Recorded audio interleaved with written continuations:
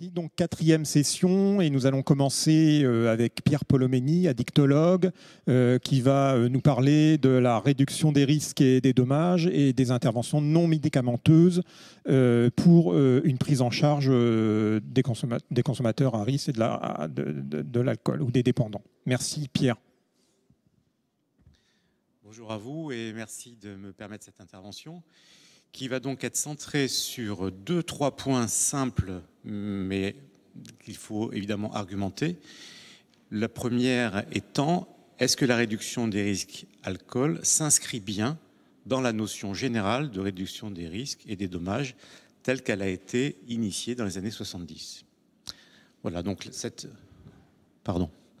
Donc, la première façon de considérer les choses a été de revérifier au niveau de l'histoire, au niveau de la façon dont s'est présenté l'intérêt de ce type de prise en charge, ce type de technique pour s'intéresser aux patients, aux usagers. Donc, dans les années 70, c'était autour du sida et des drogues injectables.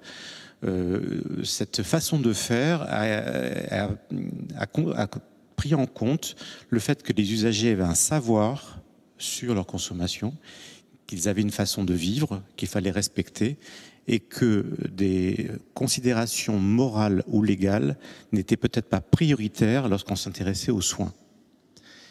Ces techniques de réduction des risques et des dommages se conçoivent comme des interventions tout au long du comportement de consommation. Il s'agit bien tout au long du parcours de l'usager, en fonction de ses priorités, en fonction de ses capacités, de ses compétences, de ses envies, de l'accompagner, de lui faire des propositions. C'est vraiment la notion d'alliance avec les compétences et les besoins des usagers.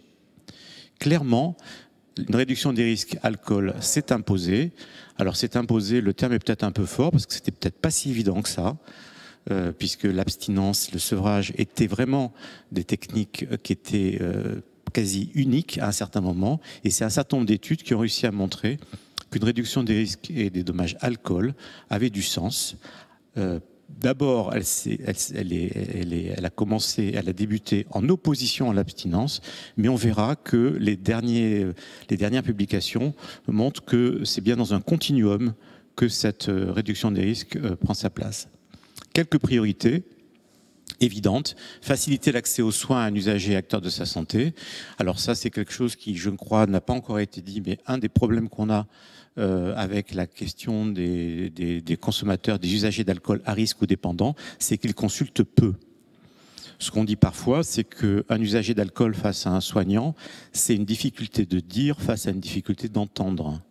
Tout ce qui peut permettre cet accès est quelque chose de positif pour l'usager, pour le consommateur, pour le citoyen. Deuxième axe évident, réduire les dommages liés à l'usage d'alcool. On a bien vu tout au long de la journée les dommages qui sont physiques, somatiques, mais aussi sociaux. Il y a énormément de violences domestiques, beaucoup d'accidents qui sont liés à la consommation d'alcool. Et enfin, cette réduction des risques propose des outils, donc avec l'accès à des techniques, des manières de faire qui permettent de compléter les techniques habituelles des services traditionnels. Alors, c'est essentiellement une réduction des consommations qui permet une réduction des risques. L'ensemble des publications qu'on a pu regarder vont vraiment dans ce sens. Même si vous verrez, je le dis un petit peu plus tard, dans un certain nombre de situations, c'est le maintien du lien qui est la première étape de la réduction des risques. Prenons quand même cette idée de réduction des consommations pour l'instant, qui s'appuie en fait sur un certain nombre de techniques, d'outils. Alors parfois c'est certains médicaments bien sûr, des entretiens un peu spécifiques. On n'a pas le même type d'entretien avec une usager, avec une personne pour laquelle on se met d'accord sur une réduction que sur un sevrage évidemment. Voir évidemment la personne à quel niveau de choix elle en est. Et c'est vrai que le fait de lui proposer une réduction plutôt qu'un sevrage peut permettre plus facilement d'entrer dans le soin. Et de fait, les techniques de réduction, d'entretien motivationnel ou de repérage précoce d'intervention brève sont des outils tout à fait précieux pour faciliter l'accès aux soins, pour faciliter l'entrée en soins. On le verra progressivement. Donc en reformulation, c'est donc On affirme avec cette expertise que la réduction des risques et des dommages en matière d'alcool est extrêmement importante. C'est une adaptation majeure du principe de santé. Je crois qu'un des auteurs cités dans l'expertise dit qu'on entre dans la 3e phase de la prise en compte de l'alcool dans le monde. Après la période morale, après la période médicale, on rentrerait dans une période de la réduction des risques avec cette notion de principe de santé qui s'applique maintenant dans de plus en plus de champs. Donc elle exige d'aller vers des usagers, de tenir compte de leurs compétences, de leurs choix, et donc des techniques et des méthodes différentes. C'est une dimension pragmatique de santé publique qui rompt avec la condamnation des consommations et des consommateurs. C'est un point tout à fait important, la façon dont on peut avoir peur des consommateurs. Plusieurs publications montrent que les médecins n'abordent pas ce sujet avec les usagers, du fait de la peur des réactions de l'usager et du fait de leur impuissance. C'est des points qui rappellent souvent. Et d'ailleurs, on le verra je crois à la diapo d'après, c'est qu'une des manières d'aider les médecins à s'emparer de cette question, c'est de leur faire rencontrer des associations d'usagers, où ils se rendent compte qu'il y a quelque chose de l'ordre du lien qui est possible et des perspectives qui sont possibles. Je cite un point très important, les Managed Alcohol Programmes canadiens, qui, eux, ne sont pas dans la réduction des consommations, mais qui permettent à l'usager de bénéficier de programmes d'alcool pour leur éviter de consommer de l'alcool toxique. Alors, ça me permet de donner quelques éléments qui sont présents dans la réduction des risques. C'est la question de l'évaluation et de la preuve. On a dans ce champ beaucoup de soignants français, on a beaucoup d'intuition, on a des impressions, on a envie de faire, d'aider. Clairement, la réduction des risques implique que ce qu'on propose, on puisse prouver que ça fonctionne. Et donc cette notion de preuve est tout à fait importante et on a regretté que la plupart des publications qu'on a pu étudier étaient anglo-saxonnes ou chinoises, en l'occurrence pour ce qui est de l'acupuncture, et on manquait un peu de publications européennes et françaises. Mais cette notion d'évaluation est tout à fait importante. Donc, elle représente une étape essentielle dans la prise en compte du consommateur en pratique courante. Quelques infos plus pratiques sur qu'est-ce que ça veut dire en termes d'outils. Alors bien sûr, il y a les psychothérapies, bien sûr, il y a des thérapies médicamenteuses, c'est des axes majeurs, mais il y a un certain nombre d'autres interventions possibles, mais là aussi, comme je le répète, qui doivent faire la preuve de leur efficacité afin d'éviter des échecs qui sont évidemment décevants et qui peuvent entraîner des reconsommations. La façon dont les professionnels s'engagent dans ce soin est extrêmement important.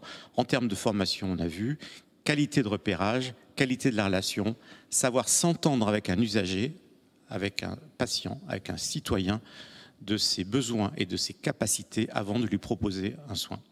Il y a énormément de techniques au cours de l'entretien qui peuvent être mises en œuvre, tant sur la quantité des consommations que sur la qualité des alcools utilisés. Toutes ces données sont extrêmement intéressantes, elles sont citées. À chaque fois, on est un peu troublé du fait qu'on ne sait pas à quel point ça marche ou ça ne marche pas à moyen long terme. Ça, c'est vraiment un truc qui est très très compliqué dans tous les papiers qu'on a pu lire. C'est qu'est-ce qu'on cherche comme objectif et à quel point ça dure. J'ai quand même isolé quelques données sur quelques techniques. La première, c'est l'activité physique. Évidemment, on en parle tous dans tous les services s'occupant d'addictologie, on propose ce type le sport dans d'autres associations avec les médecins. On montre clairement les effets positifs de l'activité physique sur les facteurs de risque associés aux consommations, en particulier sur les aspects physiques, bien sûr. Ensuite, il y a plein d'autres techniques qui ont fait l'objet de consommation, qui ont fait l'objet de publications. Elles sont séduisantes, hein, mais en termes là aussi de preuves et de représentativité, de reproductibilité, on n'était pas à l'aise à pouvoir montrer que telle technique était clairement à recommander en matière de réduction des risques d'alcool pour tous les usagers. parallèlement, enfin, dans le cadre de l'étude de ces techniques et de ces moyens d'intervention, il y a quand même deux manières de faire, je ne sais pas si je peux appeler ça technique, qui ont clairement montré un intérêt. Premièrement, l'appui sur les associations. Alors, comme on est avec des publications anglo-saxonnes, c'est beaucoup Alcooliques Anonymes, mais bien sûr, la plupart des associations en France ou en Europe sont concernées par cette question. On ne peut pas toutes les citer, bien sûr, mais l'appui d'une association auprès des usagers, auprès des médecins, auprès des familles est tout à fait important parce que ça aide à la motivation, c'est un accompagnement, c'est une solidarité. Et là, on a des preuves que ça fonctionne. Il y a le patient expert, voilà. Et enfin, malgré un foisonnement dans lequel on a un peu de mal à se retrouver, clairement, les interventions utilisant Internet ou des applications ont un rôle très positif. C'est facile à utiliser, c'est pas très coûteux et, j'allais dire statistiquement, elles peuvent apporter un appui, un soutien tout à fait précieux dans l'accueil d'un usager, déterminer avec lui quels sont ses soucis et quels sont ses objectifs et avancer avec lui, avec ce soutien parallèle d'Internet ou des applications. Très bien. Et donc après cette analyse, qu'est-ce qui peut être recommandé ? Les recommandations sont dans la logique, bien sûr, de ces différents points qu'on a tracés effectivement très rapidement, bien entendu, dans l'expertise, dans le document complet, c'est beaucoup plus riche en informations. Mais la première idée, c'est de savoir qu'il y a des techniques et des outils, des manières de faire pour s'occuper d'un usager d'alcool qui existent, qui fonctionnent, qui sont en articulation, en complément des techniques qu'ils connaissent déjà de sevrage et d'abstinence. Deuxièmement, il faut évidemment qu'elles soient utilisées en coordination. Alors là, on a noté les équipes de liaison et l'EXAPA, mais d'une façon plus large, c'est tout le parcours de soins de l'usager en France qui s'appuie sur le secteur libéral, sur les associations d'usagers, sur l'hôpital et sur le médico-social. Entrer en soins avec un patient, un citoyen ayant un problème d'alcool, c'est travailler sur la durée. Donc clairement, ces différentes structures, ces différentes interventions vont être échelonnées dans le temps. On a vu, il y a un certain nombre de papiers qui montrent, je disais, que favoriser la rencontre entre des associations d'usagers et des professionnels a un effet très positif sur l'efficacité, le fait que les professionnels se sentent en mesure de travailler quand ils voient que ça peut fonctionner et comment. Mettre en place des interventions brèves par ces professionnels de santé formés, ça c'est classique, mais je pense qu'il faut infiniment le répéter. Il ne s'agit pas d'être un spécialiste expert pour s'intéresser et accueillir un usager d'alcool. Parfois, quelques phrases non moralisatrices permettent déjà de modifier l'itinéraire, le parcours de l'usager. Donc des formations, c'est un sujet majeur de santé publique. S'occuper d'alcool aujourd'hui, c'est faire de la prévention d'un nombre de pathologies considérables. C'est donc un axe majeur de la prise en charge médicale. Au-delà des médecins, des hôpitaux, des infirmières, il y a donc, comme je disais, tous les spécialistes ou non spécialistes de l'addictologie, éducateurs, assistantes sociales, qui peuvent chacun de leur place acquérir assez facilement des outils d'intervention brève. Et savoir donner la parole à quelqu'un qui a un problème d'alcool, c'est être en mesure d'entendre sa réponse et de faire quelque chose de positif qui va l'aider et l'accompagner pour une longue durée vers un mieux-être, j'espère. Très bien, merci Pierre de ce tour d'horizon de la RDRD. Il existe également ce qu'on appelle le mésusage d'alcool chez certains consommateurs et vous avez parlé d'intervention. Je laisse la parole à Jean-Bernard Dapen qui est interniste au CHUV de Lausanne. Merci beaucoup. Peut-être avant de me focaliser sur l'intervention brève qui est mon sujet, peut-être revenir sur moi ce que je retiens jusqu'ici, de ce qu'on a dit, de ce qui a été dit aujourd'hui. Je crois que ce qu'on doit retenir, c'est que c'est absolument clair que l'alcool est mauvais pour la santé. Michael Nassila nous l'a bien rappelé. Première cause d'hospitalisation, première cause de mortalité chez les moins de 30 ans. l'alcool est mauvais pour la santé. Même on a pensé pendant longtemps, je pense que ça a arrangé beaucoup de monde, qu'il y avait des bénéfices à l'alcool. Et aujourd'hui, on pense qu'il n'y en a pas sur la santé. Ce qu'on peut retenir aussi, c'est que ce qu'on a appris, c'est que, bon, évidemment, c'est un marché phénoménal avec un marketing très important, mais qu'on a des mesures. Si on prend des mesures sociétales, si on prend des mesures de prix minimum, des mesures structurelles, d'interdiction, d'accès, c'est des mesures qui sont très efficaces, mais qui sont très impopulaires. Et donc, qu'on a du mal à mettre en œuvre, puisqu'on voit l'histoire de la loi Evin qui se vide de son contenu progressivement. Et on peut se dire que c'est parce que le marché est puissant, mais je crois qu'il y a une chose qu'on a moins dite, puis qui est importante de prendre en considération, puis je crois que c'est important dans ce sujet sur l'intervention brève, c'est de ne pas oublier que si l'alcool est aussi attractif, c'est parce que c'est bon, en fait. C'est parce que ça fait du bien. C'est 90% de la population boit de l'alcool. Et hier soir, je suis arrivé à Paris peu de temps avant 21h, où c'était supposé être le couvre-feu. Les terrasses étaient pleines à craquer. Et j'ai l'impression qu'il y avait un effet de rattrapage qui montre que la prohibition, c'est peut-être pas la meilleure voie. Donc l'alcool, c'est bon, et je pense que c'est important de s'en souvenir parce que c'est bon et en même temps c'est très mauvais. Et je pense qu'on a tous, 90% des adultes consomment, on est tous ambivalents autour de sa consommation d'alcool. C'est pas juste le marché contre la prévention. On a un rapport compliqué à l'alcool. Et je pense que c'est important de le savoir quand on s'intéresse à l'intervention brève. Parce que lorsqu'on met en place des mesures structurelles, qu'on veut protéger la population, on s'aperçoit quand même que la population, elle consomme beaucoup.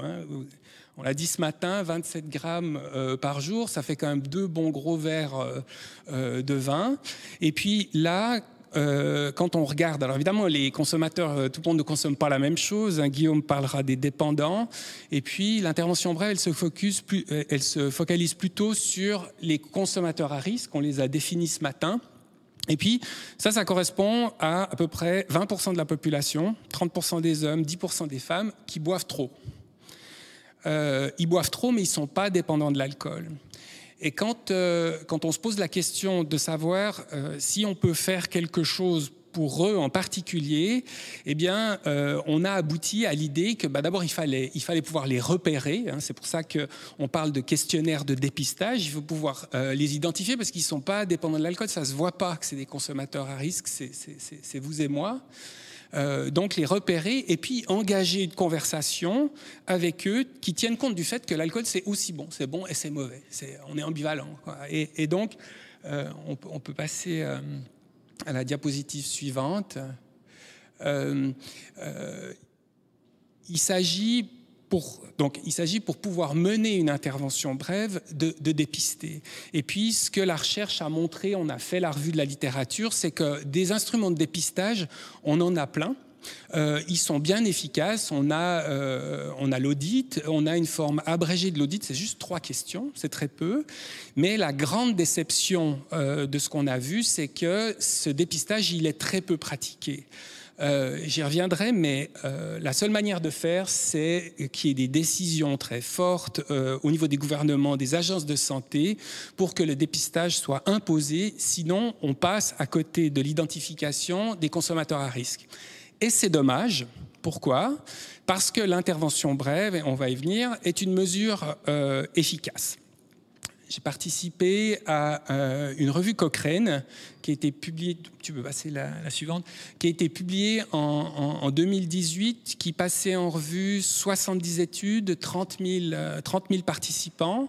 L'intervention brève, elle réduit la consommation de 20 grammes par jour, de 20 grammes par semaine, pardon. Et donc 2 verres. Alors c'est pas beaucoup, mais c'est quand même significatif à l'échelon de la population, puisqu'on s'intéresse à des gens qui boivent trop, qui mettent leur santé en danger, qui ne sont pas dépendants de l'alcool et puis qu'on aimerait inciter à réduire.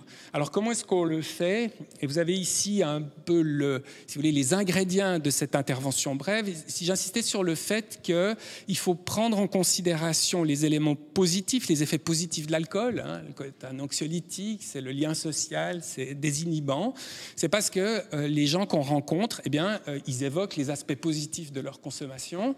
Et l'idée de l'intervention l'intervention brève, c'est d'avoir au moins une fois dans sa vie avec un patient, c'est de permettre à chaque adulte, une fois, d'avoir une discussion ou d'avoir une intervention sur Internet qui l'interroge sur les aspects positifs et les aspects moins positifs, qui lui permettent, c'était l'idée du feedback, ça a été cité, qui lui permettent de positionner sa consommation par rapport à la consommation des autres, et puis de se poser la question de savoir quel est l'équilibre entre les bénéfices et les inconvénients d'une telle consommation qui, on le sait, pour ce groupe-là, est trop élevé.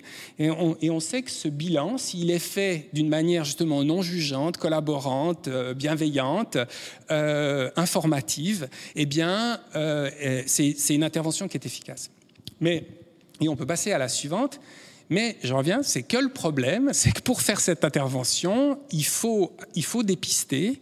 Et puis, on était très contents quand on a vu apparaître ces études d'intervention brève efficaces. On s'est dit, c'est fantastique.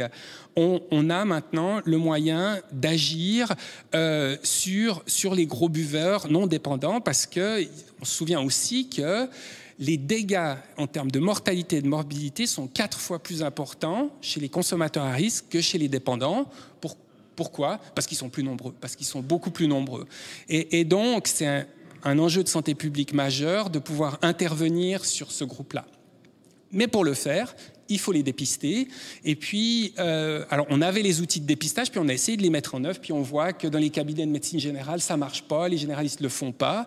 Et donc, on est aujourd'hui dans des modèles où ça a été testé, d'ailleurs, ça a été testé dans les hôpitaux de vétérans aux États-Unis. Quand on oblige les praticiens dans des dossiers cliniques électroniques à faire du dépistage systématique dans les salles d'attente, on arrive à des taux de dépistage autour de 60-70%. Il y a une étude européenne qui l'a montré. On l'a montré aussi dans un travail qu'on a fait en Suisse romande chez des médecins généralistes. Donc, c'est extrêmement important. Si on se dit l'intervention brève, c'est un bon niveau d'efficacité, c'est un bon niveau d'acceptabilité, contrairement aux mesures structurelles qui sont plus difficiles, et c'est pas trop cher. Par opposition au traitement des dépendants, où c'est des interventions qui sont extrêmement chères et peu efficaces. S'occuper d'une personne dépendante de l'alcool, on considère $50 000 par année pour une année de vie gagnée, c'est le prix de la dialyse. Donc le traitement de la dépendance, c'est tard, c'est cher. L'intervention brève, c'est efficace, c'est acceptable, mais pour pouvoir le faire, il faut pouvoir identifier les consommateurs d'alcool à risque, et donc il faut pouvoir imposer des mesures de dépistage en formant les professionnels de la santé, en formant les professionnels aux urgences, en médecine générale. Et puis, ce qui se fait beaucoup maintenant, je terminerai là-dessus, avec des interventions électroniques qui montrent aussi de l'efficacité, qui permettent, on a débuté une étude à Lausanne tout récemment auprès des étudiants de l'université, 15 000 étudiants, avec une application qui va leur permettre qui va les accompagner pendant quelques mois, où ils vont noter leur consommation et s'interroger autour de leur rapport avec l'alcool, des bienfaits et des méfaits de leur consommation. Voilà. Donc, en résumé, pour se focaliser sur les consommateurs d'alcool à risque, il faut former les professionnels, il faut qu'on soit conscient de ce grand groupe de personnes qui consomment trop. Il faut que donc les professionnels soient formés, et il faut développer, et je terminerai là-dessus, mais je l'ai déjà dit, mais je le redis parce que c'est très important, c'est que si on ne prend pas des mesures très importantes pour implémenter le dépistage, eh bien on passe à côté de cette possibilité. Je vous remercie. Merci Jean-Bernard. Alors, comme tu l'as dit, il y a encore des dépendants à l'alcool. Et heureusement pour eux, il y a des stratégies de prise en charge. Je vais donc laisser la parole à Guillaume Erran qui va nous expliquer tout ça. Merci. Merci Laurent pour m'avoir passé la parole. Oui, alors peut-être on va mettre la première diapositive. Oui, alors en préambule, pour que ça soit extrêmement clair et qu'il n'y ait pas d'ambiguïté par rapport aux propos que Pierre et Jean-Bernard ont tenus avant, voilà. Là, moi, je vais m'intéresser spécifiquement à un sous-groupe des patients qui ont un trouble de l'usage de l'alcool, que sont les dépendants. Et effectivement, il n'est pas du tout question que les interventions se limitent à ce sous-groupe de personnes ayant un trouble de l'usage de l'alcool, notamment puisque l'essentiel des dommages, c'est chez des gens qui consomment de façon excessive, mais sans pour autant remplir les critères de dépendance. Néanmoins, on a un groupe de sujets qui ont un trouble de l'usage de l'alcool et qui, eux, remplissent les critères de dépendance. Donc, c'est ceux qui ont les troubles de l'usage les plus sévères. Alors, chez ceux-là, la littérature, elle est relativement consensuelle sur le fait qu'il faut les considérer comme des personnes qui sont rentrées dans la chronicité, c'est-à-dire comme des malades chroniques. Et ça, c'est important parce que sinon, on les prend en charge un petit peu au coup par coup, ponctuellement, au gré de leurs épisodes aigus, sans qu'il y ait de suivi au long cours. Et on sait que quand on fait comme ça, le taux de rechute est extrêmement élevé, et donc on n'est pas dans des prises en charge vraiment efficaces. Donc, un des objectifs, c'est vraiment de considérer ces troubles, c'est-à-dire les troubles de l'alcool les plus sévères, les dépendants, comme des patients qui, à l'instar des autres maladies chroniques, devraient bénéficier d'une inscription dans des soins au long cours. Alors ça nous semble très important parce que notamment pour lutter un peu contre la déstigmatisation. Si on considérait ces malades comme des malades chroniques à l'instar d'autres pathologies chroniques comme le diabète, l'hypertension, à la fois on leur met à disposition tout ce qui est déjà construit comme dispositif de maintien dans les soins au long cours qui existe déjà, et on les associe finalement à d'autres formes de maladies chroniques qui ne sont pas sans lien en plus avec les conséquences de la dépendance à l'alcool sur la santé physique et mentale. Parmi ces stratégies, il y a plusieurs auteurs qui font état de l'importance aussi de bien expliciter justement la pathologie, la dépendance, sa symptomatologie, son évolution naturelle, ses modalités de prise en charge, et donc de soigner, comme on le fait pour les autres maladies chroniques, l'annonce diagnostique et l'entrée dans les soins. Soigner l'entrée dans les soins, c'est vraiment une étape cruciale de la prise en charge, d'autant plus qu'il y a un paradoxe, c'est-à-dire qu'on est sur l'alcool, la deuxième cause de mortalité évitable, sur des patients qui ont besoin ensuite, pour les dépendants en tout cas, de soins au long cours, et pourtant il y a un défaut majeur d'accès aux soins. Et pour les dépendants, en plus, ce défaut d'accès aux soins, il est peu attribuable à ce que l'on dit régulièrement, qui est de l'ordre du déni de leur pathologie. Parce que plus la pathologie est sévère, plus on sait que c'est un facteur qui joue peu dans leur difficulté d'accès aux soins. Ça va être davantage le défaut de lisibilité de l'offre de soins, sa structuration, son articulation avec les soins primaires. Et bien sûr, même si c'est peut-être plus facile de repérer un dépendant qu'un consommateur à risque sans dépendance, il y a quand même la nécessité d'un repérage systématique, d'un repérage standardisé.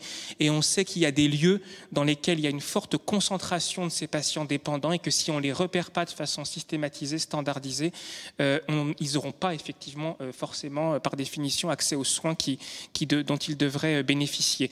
Parmi ces lieux de soins, évidemment, les consultations de médecine générale, le passage aux urgences, les services d'accueil des urgences, où il faudrait systématiser le repérage.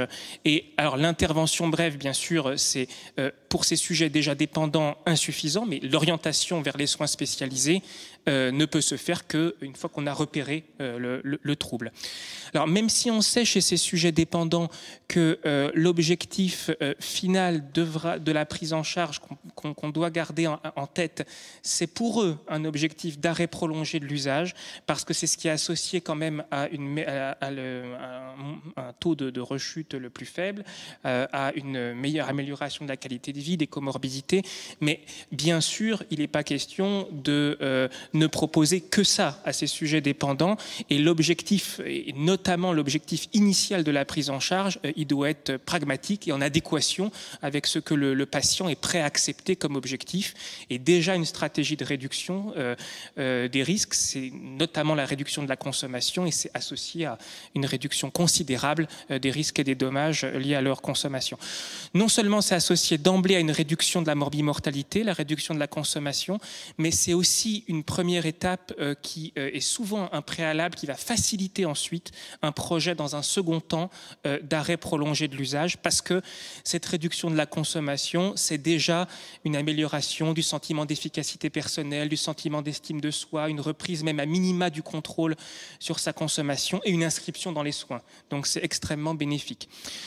Dans cette approche, une fois que les patients sont pris en charge par les soins spécialisés, ce que la littérature constate, c'est que ces soins spécialisés ne doivent pas être dissociés des soins primaires et du reste de la prise en charge médicale et psychiatrique, et donc de développer le plus possible les approches dites intégratives, c'est-à-dire une même équipe qui pourrait à la fois prendre en charge, bien sûr, la dépendance à l'alcool, mais aussi toutes les coaddictions qui sont très fréquentes et qui rendent plus difficile quand elles sont présentes la dépendance à l'alcool, les comorbidités psychiatriques extrêmement fréquentes et les troubles qui sont souvent associés, comme les troubles du sommeil, les troubles douloureux qui vont bien sûr entretenir les conduites addictives. Alors, à défaut des prises en charge intégratives, parce qu'on n'a pas toujours toutes ces compétences réunies dans une même équipe, la coordination entre les différents acteurs autour du patient, elle est essentielle. Le pire, ça serait des prises en charge clivées, dissociées, voire concurrentes.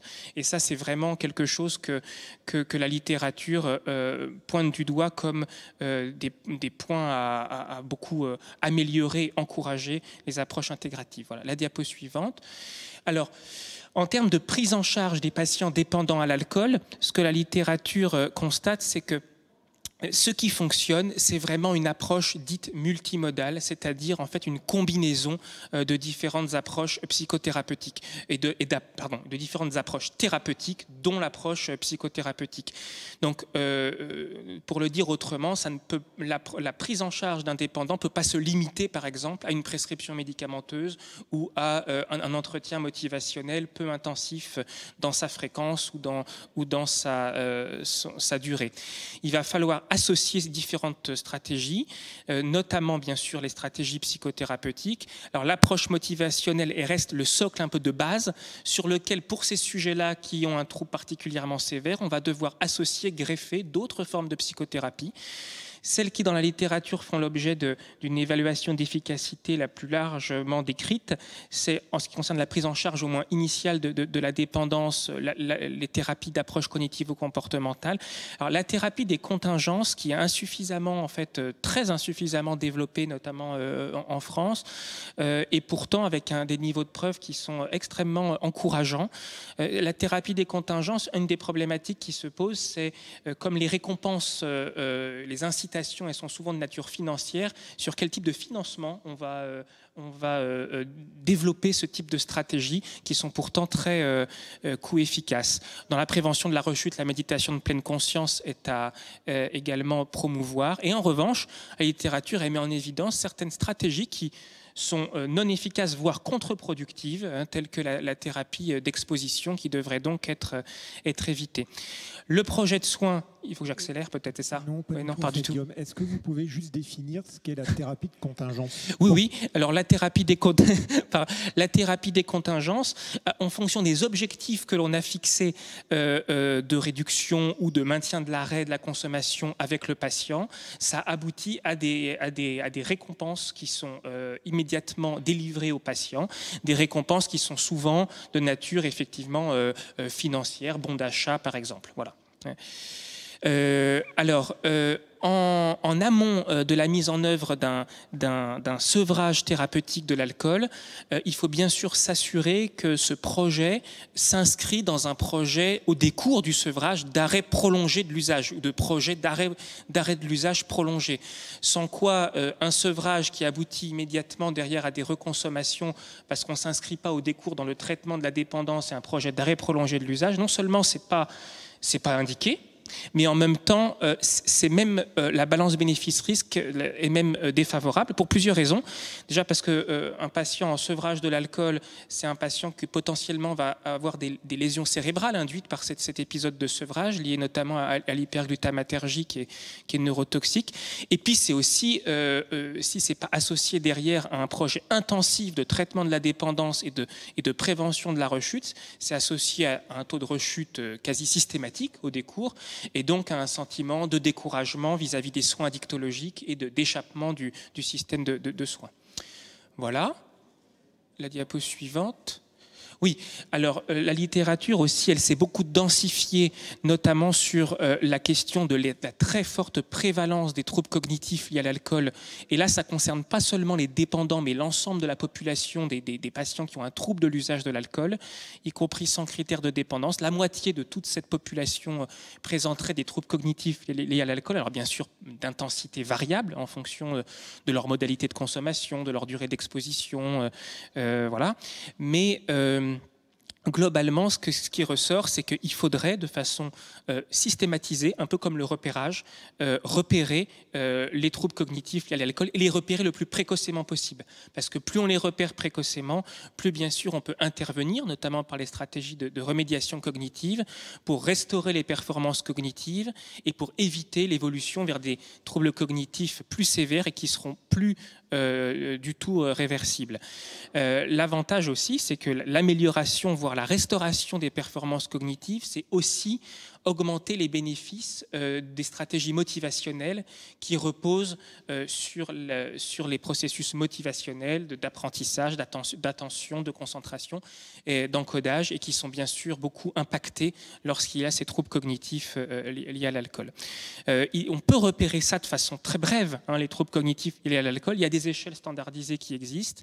Et ensuite, on peut compléter chez les sujets dépistés par un bilan neuropsychologique et la remédiation adaptée. Enfin, ce que la littérature rapporte, et c'est le dernier point, c'est que c'est vraiment illusoire d'imaginer qu'un patient qui est dans une situation de détresse sociale, d'urgence sociale, va pouvoir s'engager dans des soins addictologiques de bonne qualité.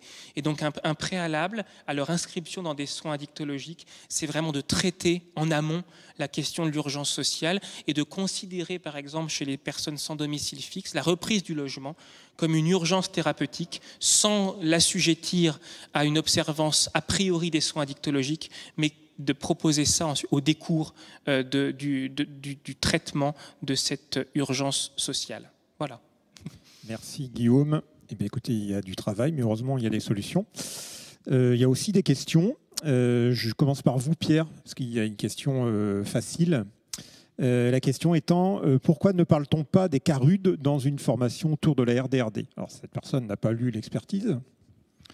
Oui, c'est ça. Le problème de ces diapositives, c'est qu'elles ont fait un filtre. On a été obligé de faire un filtre considérable par rapport à l'ensemble de ce qu'on a pu lire et l'ensemble de ce que l'on sait des intervenants et des interventions. Alors, dans le document complet, il y a tous ces éléments. Il y a un certain nombre d'associations qui agissent et qui sont nommées. Les CARUD sont évidemment en première ligne. Il faut aussi rappeler le cadre spécifique de cette expertise. Cette expertise, c'est une étude à partir de publications, 3600, j'ai entendu. Moi, j'en avais moins que ça, évidemment. Chacun d'entre nous, on en avait plus quelques centaines seulement. Et ces publications étaient essentiellement anglo-saxonnes. Donc, notre travail a été de partir de ces publications, des éléments de preuve dans lesquels qu'on pouvait lire ou pas, d'en faire une synthèse. Et par ailleurs, évidemment, on a le groupe d'experts a amélioré cette analyse avec un certain nombre de réflexions globales. C'est pour ça qu'on a pu introduire les CARUD, qui n'étaient pas au départ, évidemment, dans les publications américaines. Très bien. Alors, il y a d'autres questions. Une autre encore pour continuer avec toi, Pierre, où tu es nommément précisé dans la question. Donc, quelle différence faites-vous, donc ça s'adresse à toi, entre la consommation d'alcool et la consommation d'alcool nocive? Et après, l'internaute précise, n'a-t-on pas dit au début du séminaire que toute consommation d'alcool est nocive? Je te laisse répondre. Oui, alors c'est vrai qu'on a pas mal discuté de ça et on a essayé de stratifier la question des consommations. Et c'est vrai qu'ensuite, en fonction des thèmes qu'on a abordés, on a utilisé des termes à peu près standardisés. La consommation d'alcool, c'est le fait de consommer de l'alcool, même si on sait qu'il n'y a pas de consommation d'alcool sans risque. Ensuite, la consommation d'alcool nocif, c'est celle qui entraîne des dommages. Et c'est ce qui vient aussi être abordé. Et ensuite, il y aurait la dépendance. Donc, c'est le cadre sur lequel on s'est mis d'accord, qui est quand même assez bien descriptif des différents champs dans lesquels on doit intervenir. C'est pour ça qu'on parle de consommation à faible risque et on ne parle pas de consommation sans risque, mais de consommation à faible risque par opposition à une consommation à risque telle que je l'ai évoquée. Oui. Alors, il y a une question qui parle de certains patients, mais on peut la généraliser. La question, est-ce que vous prenez en charge les personnes de l'entourage des patients qui peuvent subir des dommages physiques et psychiques? Donc ça peut s'adresser à vous trois en fait. Oui, dans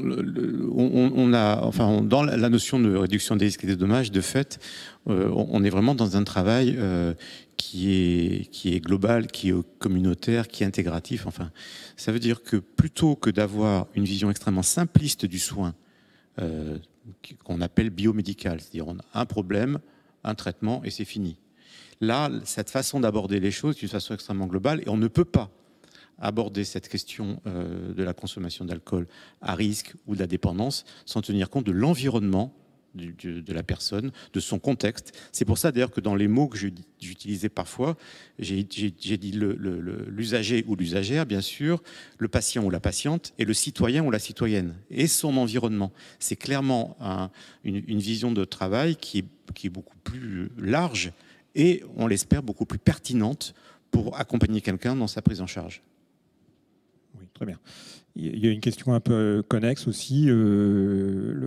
L'internaute dit « Je suis frappé par l'influence des pairs du groupe chez les adultes dans les consommations. Comment agir sur ce point ?»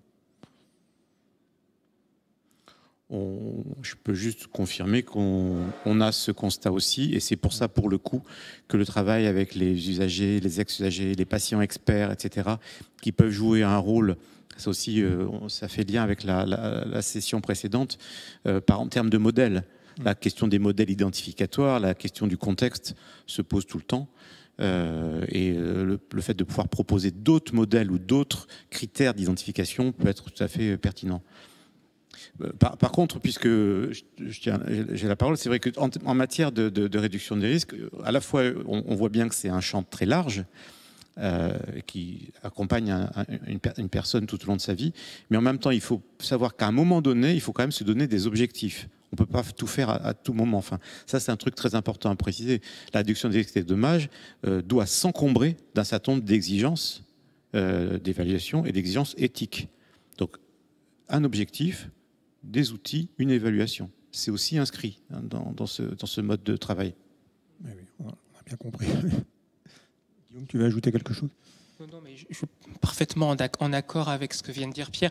C'était pour ajouter que si on perçoit déjà sa fragilité vis-à-vis de la pression sociale et de la pression du groupe, c'est déjà super.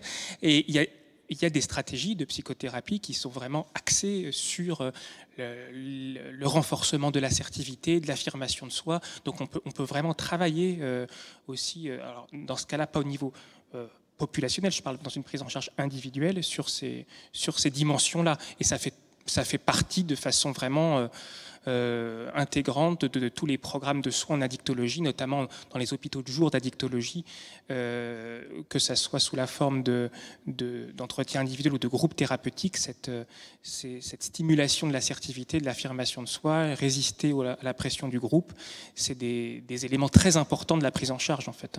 Ouais. D'accord, c'est important.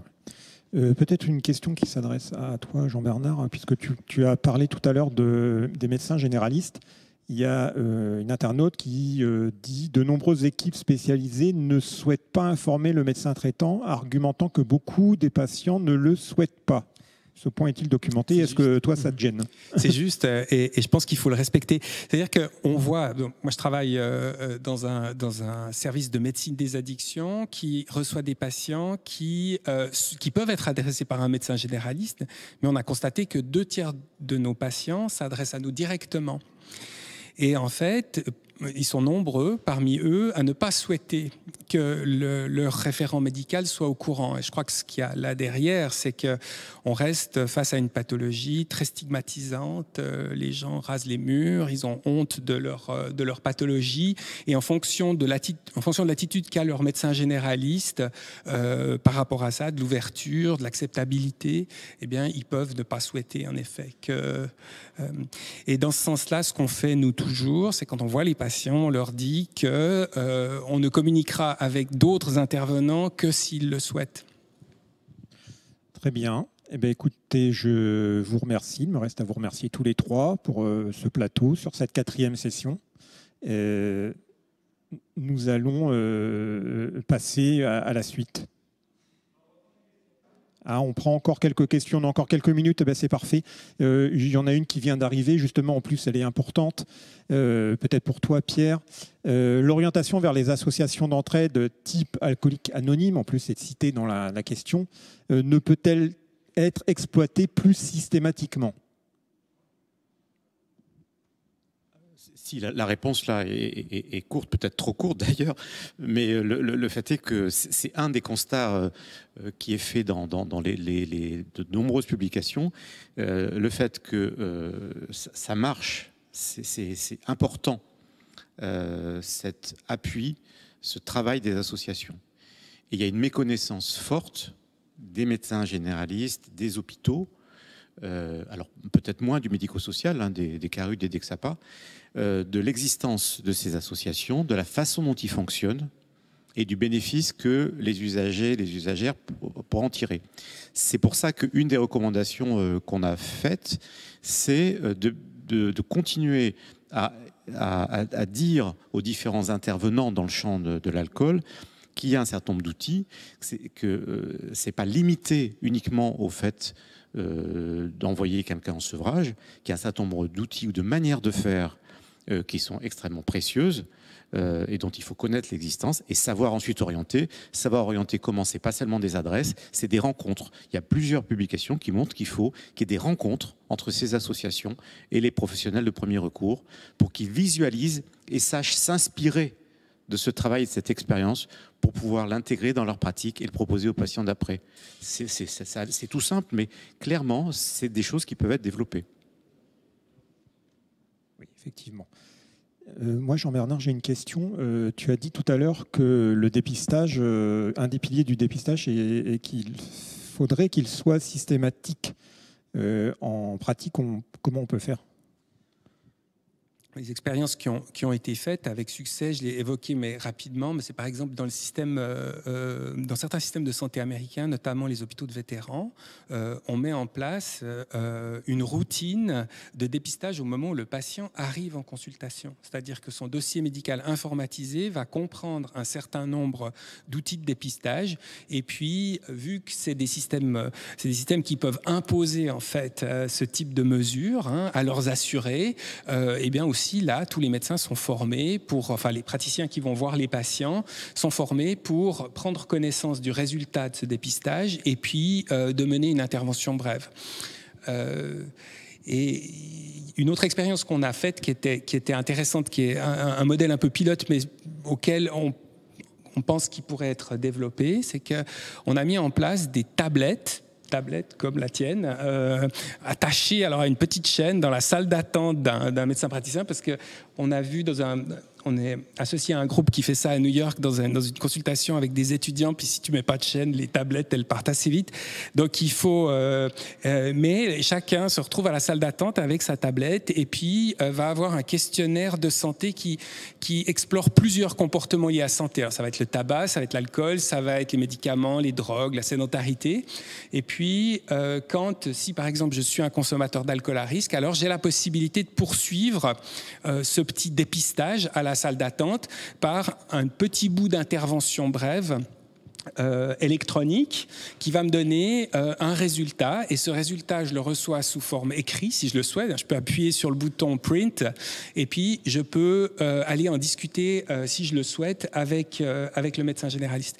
Et on a montré que quand on laisse la tablette à la salle d'attente et qu'il n'y a personne, alors l'utilisation, en fait, ce dépistage par les patients est de l'ordre de 30%. Et puis, quand on a un secrétariat médical ou quand on a un assistant, en fait, d'un cabinet médical de groupe qui invite les patients à faire ce dépistage, alors on double le dépistage. Il faut toujours laisser les gens libres, je crois, mais à ce moment-là, on arrive quand même à pratiquement 2/3 des patients qui font ce dépistage. Et là, le premier pas est fait. Ensuite, ils ont ce résultat, ils en parlent pas. Le médecin va aborder ça ou pas, mais il y a quelque chose il y a quelque chose qui a démarré. Et ce qui est assez intéressant aussi dans ce type de dépistage, c'est que c'est, comme je vous l'ai dit, c'est pas seulement l'alcool, ça permet de dépister le tabac et d'autres comportements. Et puis, ça aussi, pour un médecin généraliste, c'est prendre en charge ces différents comportements à risque à différents moments. Une fois, on va parler d'alcool, une fois, on va parler de tabac, une troisième fois, on parlera de sédentarité. Eh bien, merci Jean-Bernard de toutes ces précisions. Cette fois-ci, nous sommes arrivés au bout des questions. Si par hasard il y en a arrivé d'autres, j'invite les internautes à aller lire l'expertise où il y aura évidemment toutes les réponses. Merci encore à vous trois. Et nous allons terminer par une session de clôture, de discussion autour de trois personnalités. Rémi Slama, un représentant de chacun de nos commanditaires, la MILDECA et la DGS. Merci à vous.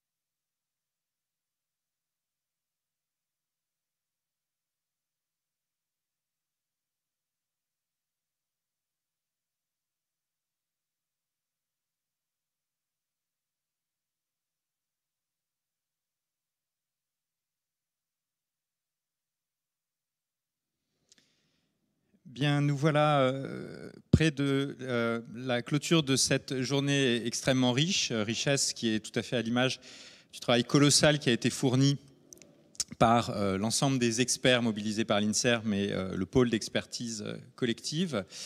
Je voudrais partager avec vous certains éléments que je retire de cette expertise particulièrement riche, la quatrième que l'INSERM réalise autour de la question de l'alcool et des addictions.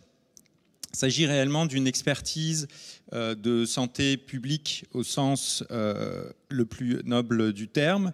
Santé publique dont vous me permettrez de rappeler la définition ou la finalité qui est d'améliorer l'état de santé de la population, de prévenir la maladie, promouvoir la santé et l'efficacité des services de santé par la coordination des efforts de la société. Et pour mener à bien cette mission de santé publique et réussir à coordonner les efforts de la société dans la bonne direction, la recherche en santé publique s'appuie sur un grand nombre de disciplines et je crois qu'une des beautés de ce travail scientifique qui a été réalisé est d'associer la quasi-totalité des disciplines de notre champ, et notamment, et de façon non exclusive, l'épidémiologie, les biostatistiques, l'économie de la santé, d'autres disciplines des sciences humaines et sociales, le droit, toutes dans cette finalité d'identifier l'impact de l'alcool sur nos populations et les façons de prévenir les dommages induits par l'alcool. Pour illustrer l'apport de ces disciplines, je voudrais donc extraire certains des apports qu'on trouve dans ce rapport. Concernant les résultats de l'épidémiologie, des biostatistiques et des approches un petit peu élaborées de randomisation mendélienne, il nous rappelle qu'environ 40 000 décès chaque année sont attribuables à l'alcool, ce qui en fait un des principaux facteurs de risque qui peuvent être prévenus avec le tabac et la pollution atmosphérique. Ça n'inclut pas tous les effets de l'alcool et ceux liés notamment aux actes violents induits ou commis sous l'emprise de l'alcool. Un très grand nombre de pathologies sont associés à l'alcool, une soixantaine, notamment un grand nombre de cancers, cancers d'organes placés sur le trajet de l'alcool qu'on ingère, le foie ou aussi le cancer du sein chez la femme. Et puis bien sûr aussi des pathologies digestives, des pathologies cardiovasculaires. Les experts nous ont rappelé que la relation dose-réponse entre la consommation d'alcool et les événements de santé dans leur ensemble est sans seuil. Ils ont permis de faire disparaître certaines idées reçues qu'on entendait encore récemment concernant un effet possible protecteur de l'alcool à des faibles doses, ou ce qui serait un paradoxe français. Non, malheureusement, malgré la présence d'antioxydants dans certaines boissons alcoolisées, l'alcool, le poison n'est pas livré avec l'antidote, si l'on peut dire, et il n'y a pas d'effet protecteur des faibles doses. Vous voyez cette relation dose-réponse. Le niveau de risque de dommage minimal, c'est 0 verre standard par jour, comme l'indiquent les experts. Et la phrase qu'on est habitué à voir, l'abus d'alcool est dangereux pour la santé, en fait, devrait se lire que l'alcool est dangereux pour la santé. Alors, des travaux d'épidémiologie et d'épidémiologie épigénétique permettent de mieux comprendre aussi certains effets de l'alcool sur notamment le développement du cerveau et sur d'autres mécanismes des pathologies. Si on en passe à d'autres disciplines, je voudrais évoquer l'économie de la santé qui permet de convertir cet impact sanitaire qu'on voit ici en un impact sociétal. Et cet impact sociétal, il est majeur puisque le coût annuel pour la société est de 118 milliards d'euros. Chaque année, en 2010, ça représentait 6% du PIB. C'est à rapprocher des recettes fiscales de l'alcool de l'ordre de 4 milliards. On est dans un rapport de 1 à 29 entre ces recettes et le coût sociétal. Bon, de toute façon, ce n'est pas des recettes fiscales qui vont compenser des décès et des familles brisées, mais il peut être intéressant de comparer cette situation avec celle de l'autre grand facteur influençant la santé, à savoir le tabac, dont le coût sociétal est aussi de l'ordre de 120 milliards d'euros chaque année, avec cette fois-ci des recettes fiscales qui sont plutôt de l'ordre de 16 milliards, 4 fois plus que l'alcool, et donc un rapport entre ces recettes fiscales et le coût payé par la société, un petit peu plus élevé, mais encore très faible. Donc à partir de ce constat accablant concernant les effets de l'alcool sur notre société, la question est de savoir les mesures de prévention qui peuvent être envisagées ou renforcées. Et là, l'ensemble des disciplines se sont mobilisées pour faire des recommandations et les soumettre aux décideurs. Je vais poursuivre le parallèle avec le tabac. Alors, ces mesures de prévention, elles peuvent être de plusieurs ordres, et typiquement quand on est face à un problème environnemental, on a comme options qui sont tout à fait complémentaires d'informer, de faire du marketing social, du coaching plus individuel de la population, de faire des taxes sur les comportements qu'on souhaite limiter, donc le signal prix, de réglementer l'exposition sur une logique de valeur limite ou avec des interdictions partielles par secteur dans des sous-groupes de population, ou bien de les interdire totalement comme on le fait pour certaines substances chimiques dangereuses. Dans le cas du tabac, donc pour poursuivre le parallèle, certaines personnes qui ont un certain âge ont probablement, comme moi, quand ils étaient plus jeunes, grandi en voyant leur héros préféré associé à la consommation de tabac. C'est quelque chose qui est de moins en moins fréquent et on a maintenant une interdiction de la publicité concernant le tabac, bien sûr, et des campagnes d'information claires, des actions de marketing social, notamment le mois sans tabac. On a un signal prix fort, j'ai rappelé le montant des taxes sur le tabac, une interdiction partielle puisqu'elle concerne les mineurs, et tout cela porte ses fruits puisqu'on observe une diminution de la consommation de tabac, clairement les dernières années, et c'est probablement attribuable à ces différentes mesures et leur action conjuguée avec un ensemble d'approches qui se complètent. Moi sans tabac, augmentation des taxes, augmentation des prix, difficulté de l'accès aux produits, paquet de cigarettes neutres et informations sur l'objet dont on souhaite limiter la consommation. Au niveau de l'alcool, l'association entre la substance et les personnages de fiction ou les héros du monde sportif existe aussi. Elle a un impact et les chercheurs nous le démontrent. Il y a des efforts pour la limiter, il y a aussi des efforts pour informer concernant les méfaits de l'alcool. Les experts nous indiquent que l'étiquetage et les informations qui figurent sur les bouteilles d'alcool sont très limitées dans leur impact. On a ici un petit logo qui identifie une femme enceinte, mais voilà, il faut avoir une bonne vue pour le voir. Le signal prix, comme je l'ai évoqué, est beaucoup moins fort que sur le tabac. Vous nous rappelez que pour ce qui est du vin, par exemple, la seule taxe, c'est la TVA, alors qu'il y a des dispositifs européens pour avoir une taxe sur les vins, mais la France a fait le choix de ne pas appliquer de taxes, contrairement à ses voisins du nord de l'Europe. Et puis, il y a une interdiction partielle de la consommation auprès des mineurs et des restrictions, bien sûr, au volant. Alors, comment avancer ? Les experts font un grand nombre de recommandations et je n'en citerai certaines en déclinant l'environnement auquel elles s'appliquent. Pour ce qui est des lois, vous suggérez de revenir à la version originelle de la loi Evin, qui interdisait la publicité pour l'alcool sur l'ensemble des supports, de renforcer les contrôles sur le respect de cette loi, de réguler le marketing de l'alcool et les mesures de promotion, de soutenir la recherche interventionnelle pour comprendre quelles interventions sont les plus efficaces. Mais il y a d'ores et déjà plus que des pistes en termes d'action et d'intervention efficaces. Notamment, je retiens qu'il y a des éléments qui démontrent l'efficacité de la régulation des heures d'ouverture des débits de boissons.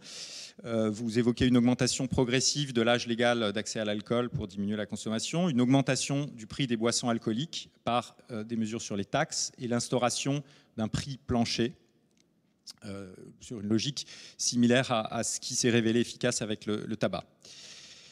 Une des recommandations vise à interdire toute forme de publicité sur Internet, ce qui serait cohérent avec l'esprit de la loi Evin, et indique des interventions en milieu scolaire, en milieu professionnel et familial. Et pour ce qui est des interventions et du marketing social, notamment le mois sans alcool, qui est expérimenté dans différents pays voisins de la France, a une efficacité scientifiquement démontrée. Pour ce qui concerne directement l'individu, les recommandations portent une modification des avertissements sanitaires et notamment avec la recommandation d'augmenter leur taille, de distinguer leur contenu du marketing. Donc voilà, à l'heure actuelle, la phrase notamment à consommer avec modération n'est pas du tout une phrase qui figure dans le cadre réglementaire. C'est quelque chose que l'industrie a pris la liberté d'ajouter. Et donc, vous nous suggérez d'aller vers des messages avec un impact plus fort, tel que cela a été fait là encore pour le tabac. Voilà, je crois que cette expertise illustre très bien la finalité de l'INSERM, qui est de produire une science utile pour la santé. Notre philosophie d'éclairer la décision publique, et on a là énormément de recommandations dont les pouvoirs publics et la société vont pouvoir maintenant s'emparer pour en débattre et décider de ce qu'ils souhaitent appliquer. Et donc, je souhaite à nouveau remercier l'ensemble du pôle d'expertise collective dirigé par Laurent Fleury, et notamment cette expertise animée par Marie Lomo, Laurent Watroba, et l'ensemble des experts et différentes institutions, universités, centres de recherche à travers tout le pays, pour produire cet impressionnant document qui, j'espère, aura l'impact qu'il mérite. Il est maintenant disponible sur notre site internet, en tout cas sa synthèse. Merci beaucoup.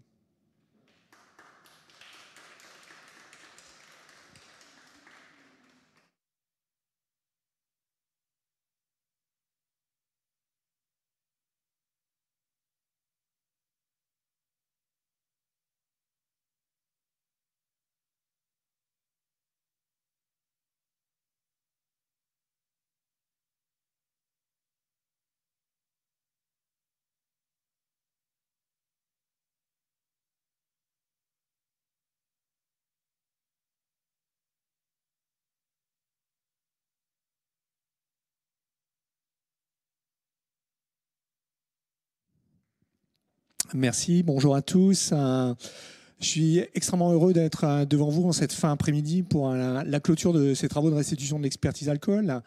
Je suis heureux à plusieurs titres. D'abord, je suis heureux parce que ça montre que le ministère de la Santé arrive à faire revivre, en vous accompagnant cet après-midi, d'autres sujets que la simple gestion de l'épidémie. Je suis heureux parce que humainement, ça permet de recroiser des gens et de faire des choses en présentiel, ce qui on n'avait plus complètement l'habitude. Et puis, je suis heureux parce que ce travail à la Direction générale de la santé et plus particulièrement à la Direction de la santé des populations, on l'attendait parce qu'il va nous aider à construire des politiques publiques, que ce soit dans le cadre de la stratégie nationale de santé, qui est la structure chapeau qui nous permet d'encadrer l'ensemble des actions que nous menons. Et puis, vous le savez sans doute, dans le cadre de la stratégie décennale contre le cancer qui a été annoncée il y a quelques semaines, même si elle n'a malheureusement pas eu le bruit médiatique qu'elle méritait et pour lequel nous l'espérons, mais Rémi a dit toute la difficulté de ce genre d'exercice dans sa présentation, nous espérons, et d'ailleurs nous avons réussi à avoir un arbitrage favorable pour développer un volet alcool important dans cette stratégie décennale contre le cancer. Et donc, nous allons nous appuyer sur les travaux que vous avez menés et qui sont restitués cet après-midi pour ce faire. Donc, je vais quand même me livrer à un exercice imposé, rituel et néanmoins parfaitement sincère qui consiste à vous remercier, à remercier Laurent Fleury, à remercier l'ensemble des équipes de l'INSERM, à remercier l'ensemble des experts de tout horizon qui ont contribué à ce travail et qui permettent de bénéficier de cette expertise collective. Vous l'avez rappelé dans vos travaux, vous l'avez sans doute rappelé dans l'après-midi. C'est en 2016 que la DGS et la MILDEC ont sollicité l'INSERM afin de disposer d'une actualisation des connaissances littéraires et scientifiques sur l'alcool, ses effets sur la santé, les niveaux et les pratiques associées à la consommation en France et les recommandations sur les stratégies et la prévention d'accompagnement efficace. À l'origine de cette demande, vous le savez, plusieurs constats et d'abord une préoccupation de premier plan de nos institutions concernant les conséquences sanitaires et sociales de la consommation d'alcool, second déterminant santé des Français. Rémi l'a illustré dans son intervention en donnant des chiffres et en rappelant toute la difficulté que nous avions pour faire considérer certaines boissons comme de l'alcool. J'ai moi-même, pendant plus de 20 ans, été fonctionnaire parlementaire et je peux vous assurer que j'ai des souvenirs comment dirais-je, épique de discussions autour de mesures sanitaires, comme par exemple le pictogramme femme enceinte sur les bouteilles d'alcool. Il y a ensuite effectivement la volonté affirmée dans le plan gouvernemental de lutte contre les drogues et les conduites addictives de fonder des stratégies de prévention, de repérage et d'accompagnement mises en œuvre avec des données probantes. C'est effectivement pour ça que nous vous avons sollicité, c'est pour disposer d'une mise à jour des connaissances scientifiques sur le sujet et pouvoir bâtir sur ces recommandations et ces constats scientifiques des recommandations porteuses d'une politique scientifique et publique lisible, au bénéfice donc des décideurs publics pour lesquels vous avez travaillé au travers de cette expertise, mais aussi de l'ensemble de la communauté des professionnels et des chercheurs du champ de la santé publique. J'avoue très honnêtement que je n'ai pas lu évidemment la somme des travaux, mais j'ai lu le petit résumé qui l'accompagne, la synthèse qui l'accompagne. Et il y a effectivement à l'intérieur des éléments qui sont assez facilement utilisables, notamment en termes de repères de consommation, sur les 10 fois par mois, sur les 6 verres, synonymes d'une alcoolisation intensive. Et donc, nous allons effectivement, à partir de ces travaux, bâtir et renouveler les supports qui nous servent à construire nos mesures alcool, puisque, vous le savez, les derniers travaux remontaient à plus de 15 ans. Et évidemment, entre-temps, de nombreux travaux de recherche, de nombreuses expériences, tant en France qu'à l'international, avaient été menées et permettaient de mieux apprécier les dommages liés à la consommation de boissons alcooliques et les interventions efficaces, parce que je crois que c'est là aussi un point important, quelles sont les interventions efficaces pour les prévenir et les prendre en charge. La méthodologie développée par l'INSERM est pour nous un gage de qualité, évidemment. Les produits livrés par l'INSERM sont des références scientifiques incontestables et qui permettent d'améliorer tout à la fois l'efficacité et la légitimité de la réponse publique dans le domaine de la santé publique. Je me permettrai ce seul parallèle avec la crise de la Covid, mais on voit bien que la nécessité de disposer de références et de connaissances scientifiques solides, établies, est une nécessité pour mener l'action publique. Sur le sujet de l'alcool, cette somme de connaissances nous rappelle utilement que la consommation d'alcool est encore associée à une bimortalité et à des dommages sociaux importants et évitables, et qu'elle est également responsable d'inégalités sociales et territoriales de santé que le Haut Conseil de la Santé publique, dont le Haut Conseil de la Santé publique, avait fait un point important de la stratégie nationale de santé 2017-2022. Comme vous le savez, dans la continuité de cette stratégie nationale de santé, le gouvernement s'est engagé de façon inédite pour que la prévention ne soit plus seulement un concept, mais une réalité pour tous les Français, quel que soit leur âge, leurs conditions. Une réalité pour l'ensemble des acteurs et professionnels qui agissent en faveur de la santé dans toutes ses dimensions. Cet engagement, il s'est concrétisé par un premier plan national de santé publique, le plan Priorité Prévention, qui promeut des comportements et des environnements de vie favorables à la santé pour prendre en considération l'environnement et son parcours. Et nous avons continué à le décliner. Et dans les choses que nous avons réussi à décliner dans les semaines qui viennent de s'écouler, j'ai cité évidemment la stratégie décennale contre le cancer parce qu'elle a un lien direct avec vos travaux cet après-midi. Mais vous avez vu que le ministère a également lancé, enfin les ministères d'ailleurs, parce que c'est un travail très interministériel, ont également lancé un plan national santé-environnement.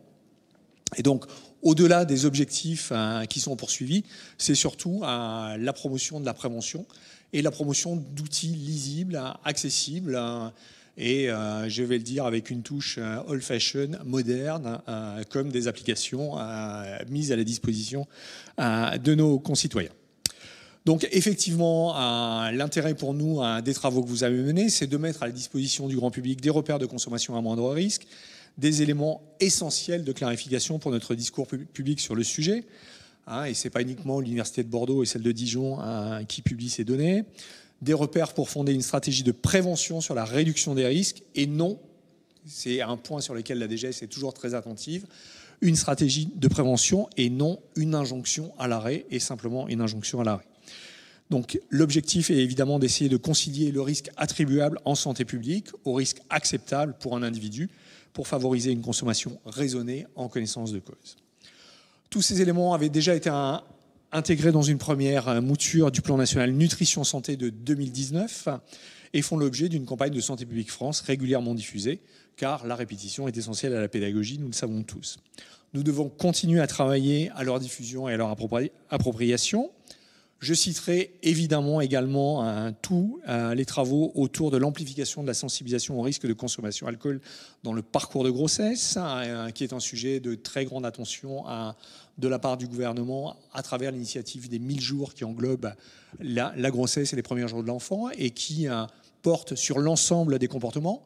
On parle d'alcool aujourd'hui. Vous avez peut-être vu que l'Agence nationale de sécurité du médicament vient de développer une campagne sur médicaments et grossesse également. Donc vraiment l'idée de développer et de porter un discours de prévention à tout moment.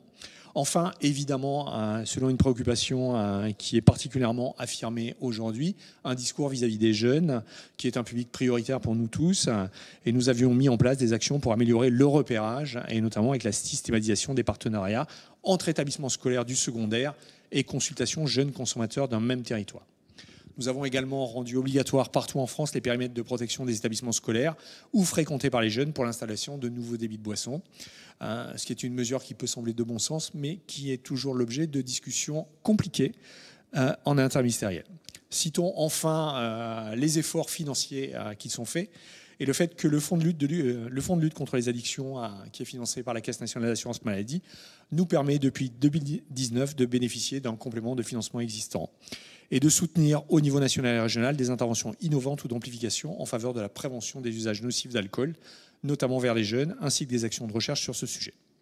Pourtant, vous l'avez dit, et je l'ai entendu dans la bouche de Rémi dans sa présentation, malgré un cadre restrictif, issu notamment de la loi E20, dont nous célébrons cette année les 30 ans, malgré l'engagement des acteurs de la santé et de l'éducation, et malgré de nouvelles mesures de prévention soutenues, la consommation d'alcool reste très élevée, ou élevée en tout cas. Avec 11,7 litres d'alcool pur consommé par habitant de plus de 15 ans, la France est le 3e plus gros consommateur d'alcool de l'OCDE, après l'Autriche et la Lituanie. Et si les Français sont réceptifs aux messages de prévention, l'alcool bénéficie encore d'une image sociale positive, même si ce n'est plus à travers les héros de bande dessinée de notre enfance, notamment chez les jeunes, et ce, dans un contexte évolutif que votre expertise permet d'éclairer très clairement.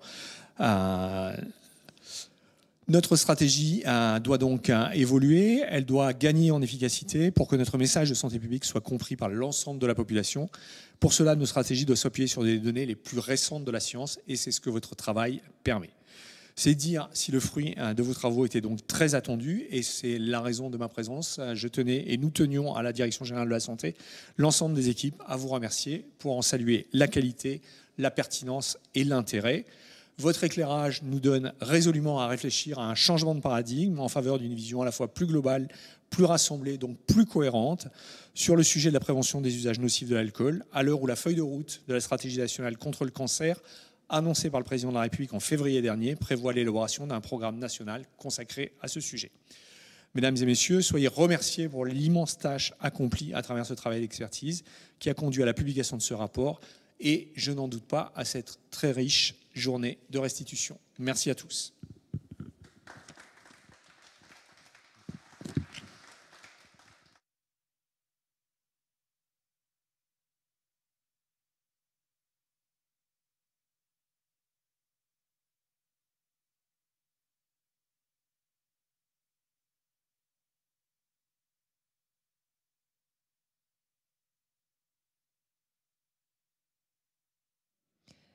Mesdames, Messieurs, c'est mon tour maintenant de m'exprimer au nom de la mission interministérielle de lutte contre les drogues et conduites addictives, m'exprimer pour vous dire tout le plaisir que j'ai à être là aujourd'hui, pour remercier tous les experts, chercheurs réunis aujourd'hui pour cet énorme travail accompli. Nous avons l'habitude de coopérer les uns avec les autres autour de projets de recherche ponctuels, mais vous voir tous réunis, avoir votre expertise réunie, les regards croisés dans ce gros travail, rend ce rapport, cette expertise collective d'autant plus précieuse. Un grand merci aussi aux équipes de l'INSERM qui ont permis la réalisation de cette expertise collective, commandée, comme l'a rappelé Maurice-Pierre Planel, et en 2016. Nous l'attendions avec impatience. Pourquoi ? Parce que ces expertises, on sait qu'elles nourrissent nos réflexions, elles étayent les décisions des pouvoirs publics sur le long terme. Nous l'avions vu avec l'expertise collective de 2014 sur les conduites addictives des adolescents, qui est vraiment encore une référence sur le long cours et qui nous a permis d'écrire ces documents programmatiques sur lesquels nous nous appuyons et qui structurent l'action des pouvoirs publics. Donc je n'ai aucun doute sur le fait que ce document fera date et que nous pourrons nous en servir sur de longues années. Alors, à la lecture, en vous écoutant aussi tout au long de cette journée, nous nous réjouissons de voir qu'il y a un certain nombre de sujets qui étaient certes déjà explorés, mais qui ont pu être étayés, certains argumentaires renforcés, d'autres nuancés. Je cite bien sûr cette vérité scientifique qui mérite quand même d'être martelée à chaque fois, celle que tout usage d'alcool emporte des risques. Il en a été beaucoup question aujourd'hui. Il est encore très utile de le rappeler, toujours, encore et toujours, même si, grâce aux experts réunis par Santé publique France et l'INCa, nous savons maintenant communiquer aussi sur les repères de consommation à moindre risque. Pour autant, ce message reste essentiel et tout l'étayage scientifique que vous avez pu lui apporter. Je pense aussi aux risques mis en évidence pour les fœtus lors d'une consommation d'alcool pendant la grossesse. Là encore, nous savons que nous avons encore des progrès à faire en France sur ce sujet et tous les éléments qui permettent là encore de marteler ce message, de trouver les bons moyens de communication sont essentiels. D'autres sujets sont peut-être plus nouveaux, avec de nouveaux éclairages. Or, parfois, il n'existait pas sous la même forme lors des dernières expertises collectives. Je pense notamment aux stratégies marketing développées sur Internet, le recours aux influenceurs, l'utilisation des réseaux sociaux, tout ce décryptage très fin qui a été mis en évidence dans le rapport rappelé lors de la présentation ce matin. Nous en avons besoin pour lutter contre ces nouvelles formes d'influence, ces nouvelles formes de publicité parfois contournées dont on sait qu'elles ont des effets indéniables sur les consommations, en particulier des jeunes. Je pense aussi aux démarches de réduction des risques alcool, notamment, mais pas uniquement, dans des établissements sociaux tels que les centres d'hébergement d'urgence. Là encore, beaucoup d'expérimentations ont été conduites ces dernières années et il est très utile d'avoir ce chapitre global qui en résume l'apport et qui nous donne tout l'étayage scientifique. Je pense aussi aux opérations de marketing social décryptées très finement avec ce nouveau venu, même s'il est déjà très présent dans d'autres pays comme les mois sans alcool, d'autres pays comme la Grande-Bretagne, la Belgique. Là encore, nous avions besoin d'un éclairage sur la manière dont ces opérations peuvent se construire, à quelles conditions elles sont efficaces, comment les déployer. Alors, je pense que nous avons tous insisté sur ce fait tout au long de la journée, mais il est vrai que l'alcool, c'est un domaine dans lequel les représentations sont essentielles, représentations dans l'influence qu'elles ont pour les consommateurs, représentations aussi essentielles dans tout un chacun, qu'il soit décideur, consommateur, lobbyiste aussi, ceux qu'on a évoqués aujourd'hui. Donc pour alimenter ces représentations, leur donner peut-être parfois un nouvel éclairage. Vous savez que nous avons besoin des données scientifiques et l'alcool, comme sans doute aussi d'autres substances psychoactives, est vraiment un domaine où ces données scientifiques sont essentielles. Alors l'appel ce matin en faveur de la poursuite du soutien à la recherche a bien été entendu. Vous savez que c'est un des piliers aussi des plans d'action du Fonds Addiction et donc nous continuerons à appuyer fondamentalement cet effort de recherche aussi dans le domaine des politiques alcool. Or, par le hasard des calendriers, il se fait que nous avons reçu aussi ces derniers jours un très gros travail réalisé par l'OCDE sur les politiques alcool, à la fois sur un panorama sur tous les pays de l'OCDE avec un rapport particulier France qui avait été commandé par la Mildeka et la délégation à la sécurité routière. Cet éclairage est tout à fait complémentaire de celui apporté par l'expertise collective et nous pourrons nous appuyer sur ces bases au cours des prochaines années. Alors, beaucoup de choses sur les politiques publiques, sur nos priorités ont déjà été présentées par Maurice Pierre Planel, donc je n'y reviendrai pas. Je voulais peut-être, pour conclure, juste faire référence à quelques enjeux de très court terme, quelques enjeux liés à l'actualité. Alors, cette actualité, vous le savez bien sûr, elle est marquée par cette crise sanitaire et sociale que nous vivons, et surtout maintenant par cette reprise de la vie festive, de la vie économique et sociale. Alors, il est encore trop tôt pour avoir suffisamment de recul sur l'évolution des consommations d'alcool pendant cette dernière année, sur ce qu'on peut escompter au cours des prochains mois. D'après les données récoltées par Santé publique France, mais aussi celles recueillies par l'OCDE dans un échantillon de 11 pays, on voit bien que l'évolution de ces consommations est assez contrastée. Certains ont augmenté leur consommation, souvent malheureusement ceux qui avaient déjà un usage problématique. D'autres les ont plutôt réduites aussi du fait de la disparition d'espaces de socialisation dans lesquels ils avaient ces consommations d'alcool. Pour autant, on sait très bien qu'il nous appartient en tant que pouvoir public d'être extrêmement vigilants au cours des prochains mois, puisque avec la réouverture des débits de boissons, la reprise de la vie sociale festive, il y a bien sûr un risque que se développe en parallèle à nouveau des consommations à risque. Et puis il y a cette grande vigilance aussi sur l'état de santé mentale d'une partie de la population qui pourrait conduire certains à développer des conduites addictives. Alors que faire à très court terme? Peut-être là, en reprenant aussi certaines des recommandations que vous avez formulées, continuer à veiller à l'accessibilité de l'alcool. Nous avons notamment invité aussi les préfectures à maintenir ce dialogue qu'ils ont engagé avec les représentants des débits de boissons sur tous les territoires. Or certes, c'était à l'occasion de la crise sanitaire, mais nous savons que c'est aussi par ce dialogue régulier qu'on arrive à un meilleur respect des législations existantes, parfois aussi des arrêtés préfectoraux ou municipaux qui réglementent la vente d'alcool. Et puis toujours cet interdit fondamental dont on a parlé ce matin, l'interdiction de vente aux mineurs d'alcool. On sait qu'elle n'est pas suffisamment respectée en France. Donc ce n'est pas une question de changer la loi, c'est une question de la faire respecter en la matière. Et là encore, une grande vigilance s'impose au cours des prochains mois, que ce soit pour la vente à consommer sur place, mais aussi beaucoup bien sûr sur la vente à emporter. Autre enjeu, bien sûr, c'est la rentrée scolaire. Profiter de cette rentrée pour relancer un certain nombre de programmes déployés en milieu scolaire. Là encore, nous avons eu l'occasion d'avoir une présentation très détaillée de ce qui marche, de ces leviers de prévention et d'intervention qui fonctionnent, pour lesquels on a des preuves scientifiques. Donc, je pense en particulier au programme de renforcement des compétences psychosociales. Il s'agit maintenant de pouvoir reprendre leur déploiement, de l'accentuer pour que plus d'élèves, plus de communautés éducatives puissent en profiter. C'est aussi la volonté telle qu'elle a été affirmée encore très récemment par le Premier ministre, par le ministre de l'Éducation nationale, lors du comité interministériel de lutte contre les stupéfiants. En effet, ces programmes permettent de prévenir tout type de comportement à risque, dont bien sûr les consommations à risque d'alcool, mais pas que cela. C'est aussi bénéfique en termes de climat scolaire, en termes de réussite scolaire. Donc vraiment, s'il y a une priorité à se donner, c'est notamment celle-ci, c'est de veiller au bien-être des élèves, des enfants, des adolescents, de renforcer leurs compétences psychosociales pour prévenir les comportements à risque ultérieurs. Là encore, cela a été mis en évidence. Plus on agit tôt, plus on prévient des consommations problématiques à l'âge adulte. Donc c'est vraiment sur cette population que nous allons faire porter tous nos efforts en priorité. Vous voyez, le programme est vaste, mais vous pouvez compter sur notre pleine mobilisation, celle du ministère de la Santé, telle que l'a évoqué Maurice-Pierre Planel, la nôtre, toutes les administrations en interministériel pour poursuivre cette politique de lutte contre les consommations à risque d'alcool.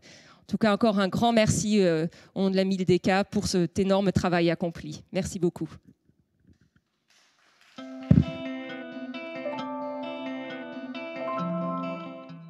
La consommation d'alcool est un facteur de risque majeur pour la santé avec des effets néfastes dans toute la société.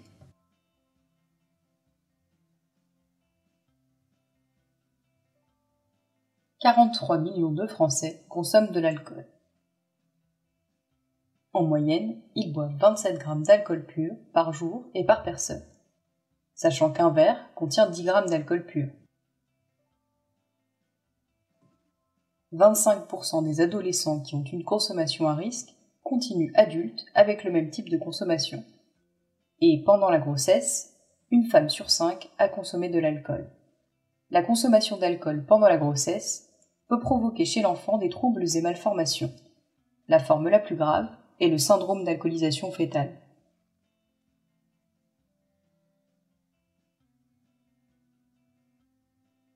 L'alcool est une drogue, une molécule cancérigène et toxique pour de nombreux organes.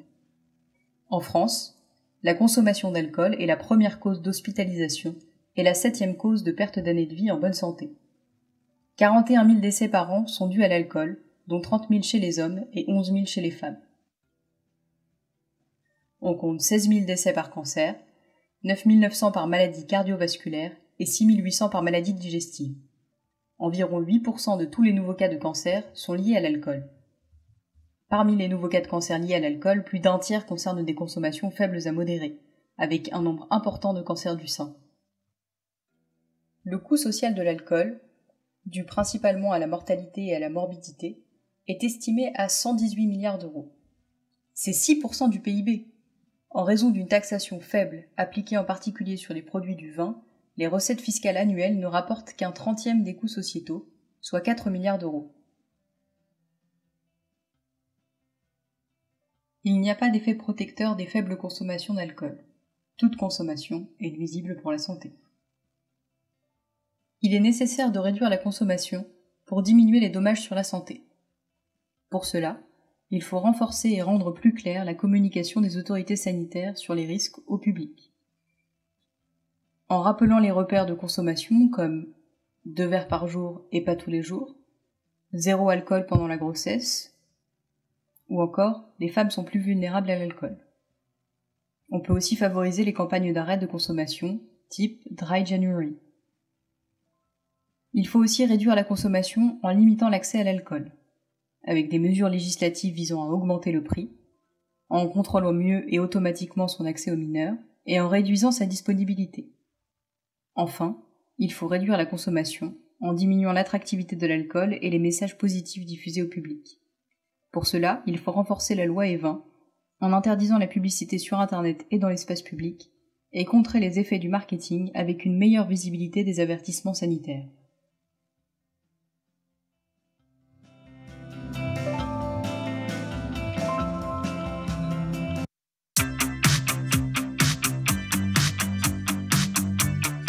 Permettre à ceux qui n'avaient plus d'espoir de donner la vie.